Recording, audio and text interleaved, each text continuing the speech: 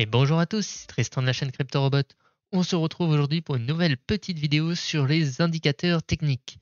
En effet, dans cette vidéo, je vais essayer de vous présenter les différents types d'indicateurs. Il y en a 4 et nous allons donc voir ensemble quels sont-ils et pourquoi c'est vraiment indispensable de les connaître et de savoir lorsque l'on utilise un indicateur dans quelle catégorie il est. Alors, peut-être la première chose à savoir pour essayer de mieux comprendre nos indicateurs qu'on utilise au quotidien, c'est de savoir comment ils sont calculés. En effet, comme vous le voyez ici, on est sur un graphique vierge de l'Ethereum contre l'USDC et on va voir un peu quelles données on a sur un graphique vierge sans rien.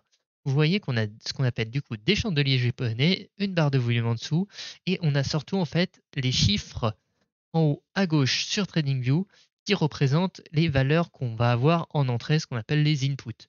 On a donc 4 valeurs qui sont l'ouverture, le plus haut, le plus bas et le closure. En anglais, ça fait open, high, low, close. C'est vraiment les 4 valeurs qui vont être indispensables afin de calculer tous les indicateurs. Et on a une petite cinquième qui vient se rajouter, qui est le volume. Mais avec ces 5 valeurs, on est capable en général, normalement, de calculer tous les indicateurs techniques qui existent et tous les indicateurs techniques sont basés sur ces 5 valeurs. Donc juste pour vous représenter rapidement, par exemple, on va prendre cette grosse bougie rouge qu'on a eue récemment sur Ethereum. Vous voyez que notre cours d'ouverture, ça va être ici. Notre cours le plus haut, ça va être donc le high, ça va être ici. Notre cours le plus bas, donc le low, ça va être ici. Et le close, c'est la clôture de la bougie, ça va être ici. Donc c'est pour vous dire un peu quelles sont les données. Et vous voyez à chaque bougie, on a du coup ces 4 valeurs qui sont nos inputs. On a également le volume qui est tout simplement représenté ici avec cette barre-là. Et à partir de ces données, on va pouvoir calculer nos indicateurs. C'est vraiment très important lorsque vous utilisez un indicateur de savoir au minimum un peu comment il est calculé, quelle valeur il prend en entrée, s'il prend les clôtures, les ouvertures, les plus hauts, les plus bas ou le volume, afin de mieux le comprendre et pouvoir en tirer le maximum d'informations. À partir de là, vous voulez sûrement savoir quels sont les différents types d'indicateurs afin de les regrouper par catégorie.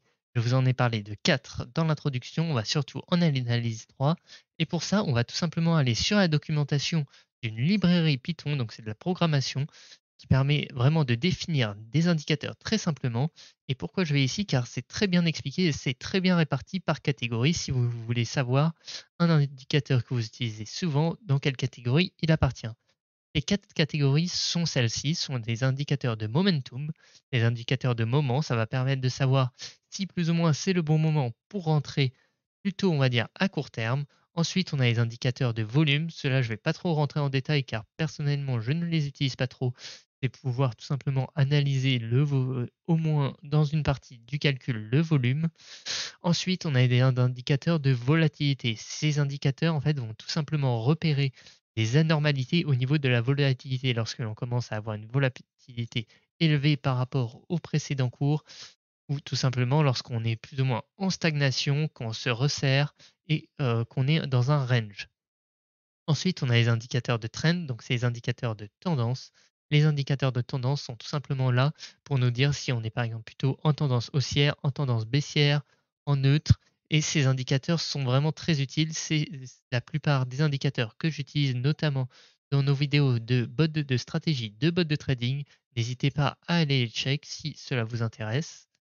Et ces indicateurs vont avoir souvent du retard par contre. C'est les inconvénients des indicateurs de tendance, c'est qu'ils ont souvent raison sur la tendance à poursuivre, mais pour dire quand est-ce qu'elle commence et quand est-ce qu'elle s'arrête, ils ont souvent du retard.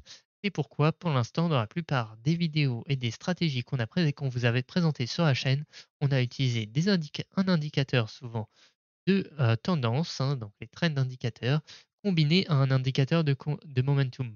Pourquoi cette combinaison est très puissante?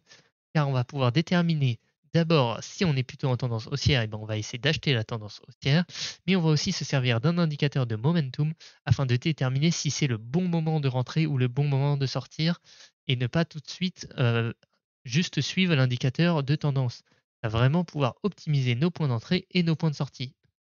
Alors maintenant, on va rapidement passer sur quelques indicateurs et vous dire de quel type ils sont tout simplement pour vous expliquer comment cela se passe en cas concret.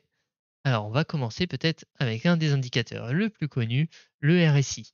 Le RSI ou Relative Strength Index est un indicateur de momentum pour sa part, car il ne va pas forcément déterminer une tendance, Car comme vous le voyez en ce moment par exemple, c'est pas parce que le RSI est plutôt bas qu'on est forcément en tendance baissière, mais par contre lorsque un RSI est très haut, c'est-à-dire qu'un RSI est en surchauffe, et ben souvent c'est un indicateur pour dire que ah bah là on est monté très vite, très fort, c'est peut-être pas le moment d'acheter. C'est même souvent des indicateurs qui ont des fois de l'avance sur le cours, contrairement aux indicateurs de tendance qui ont plutôt eux du retard sur le cours. Mais ces indicateurs vont tout simplement nous donner une idée de là où en est le marché par rapport à tout simplement son état. Si il a beaucoup augmenté récemment, ce n'est peut-être pas le moment de rentrer et inversement, s'il a beaucoup baissé, ce n'est peut-être pas le moment de vendre. On peut cependant aussi s'en servir afin d'inspecter des tendances, notamment grâce aux divergences. Alors, passons à un autre indicateur. On va passer au deuxième indicateur peut-être le plus connu, le MACD. Le MACD, pour sa part, c'est un indicateur de tendance. En effet, on utilise souvent le MACD un peu c'est tout simplement en fait une sorte de croisement de moyenne mobile. Et donc quand on croise à la hausse, c'est-à-dire comme vous voyez que l'histogramme devient vert, on est en tendance haussière. Et quand il croise le rouge, on devient plutôt en tendance baissière. Et ça devra vraiment nous aider à déterminer ces tendances. Alors, hop, on va les dégager. Qu'est-ce qu'on peut prendre comme autre indicateur? Et ben maintenant, on va par exemple tout simplement prendre les bandes de Bollinger. Les bandes de Bollinger, elles sont le troisième type d'indicateur que je vous ai dit, ce sont un indicateur de volatilité. En effet, comme vous voyez, lorsque l'on n'a plus beaucoup de volatilité, par exemple dans cette zone, les bandes se resserrent et quand on sort des bandes, c'est qu'on a un pic de volatilité, c'est-à-dire un peu une anomalie de volatilité.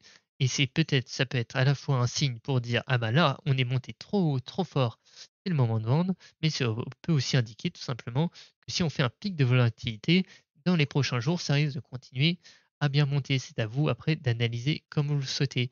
L'autre indicateur de volatilité, c'est l'ATR. Alors, hop, que je le retrouve. Tout. Si je l'avais mis dans mes favoris, mais on va le rechercher tout de suite. Average range, normalement. Ah, je ne le trouve pas. Où est-ce qu'il s'est caché ici? Voilà, moyenne, c'est parce il le voulait en français. C'est la moyenne de la vraie amplitude. C'est tout simplement un indicateur qui va devenir très bas lorsque la volatilité devient basse et très haut lorsque la volatilité est élevée. C'est souvent un indicateur qui va nous permettre de déterminer des stop loss ou des take profit. À partir de l'ATR, on peut construire un autre indicateur qui est la super trend, qui elle se sert de la volatilité qui se sert d'un indicateur de volatilité comme l'ATR pour définir des tendances. Tout simplement en se disant que tant qu'on casse pas un certain niveau de volatilité, on reste en tendance haussière ou baissière. Et comme vous le voyez, c'est un indicateur donc qui va nous permettre de déterminer des tendances, mais basées sur la volatilité. On pourrait par exemple également parler tout simplement d'un indicateur peut-être le plus simple, je n'en ai pas encore parlé, qui sont les moyennes mobiles. En effet, les moyennes mobiles sont, elles, un indicateur de tendance. Elles ont du retard sur le cours car ce sont des moyennes du cours. Mais par exemple, comme vous voyez, et comme vous le connaissez peut-être avec la stratégie de l'alligator, lorsque elles sont alignées à la hausse, eh ben, on est plutôt en tendance haussière et inversement, lorsqu'elles sont alignées à la baisse, on va plutôt être en tendance baissière. Un autre indicateur, peut-être un indicateur que j'utilise très souvent sur la chaîne, notamment pour les bots de trading, c'est le stochastique RSI. Le stochastique RSI est vraiment un indicateur de momentum pur et dur, surtout lorsqu'il n'est pas moyenné. Il va vraiment tout simplement nous dire que quand on est en hausse continue, ce n'est pas le moment d'acheter et il faudra peut-être attendre une petite correction et donc le stochastique RSI va baisser immédiatement et ça va vraiment nous permettre d'optimiser nos points d'entrée et nos points de sortie. En tout cas, je vous invite vraiment à vous renseigner, à faire des recherches sur les indicateurs que vous utilisez, que ce soit comment ils sont calculés, grâce à quelles données et également quel type d'indicateurs sont-ils. C'est vraiment très important afin de déterminer au mieux les signaux qui vous sont donnés. Par exemple, je ne sais pas, je vous laisse faire vos recherches si vous utilisez beaucoup Ishimoku.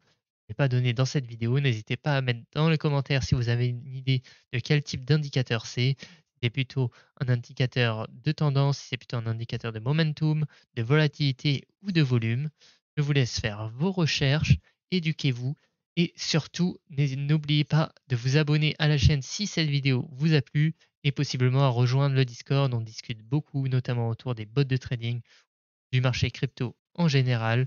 Donc si cela vous plaît, n'hésitez pas à rejoindre le Discord. C'était Tristan de la chaîne Crypto Robot et je vous souhaite à tous une très bonne journée. Salut tout le monde!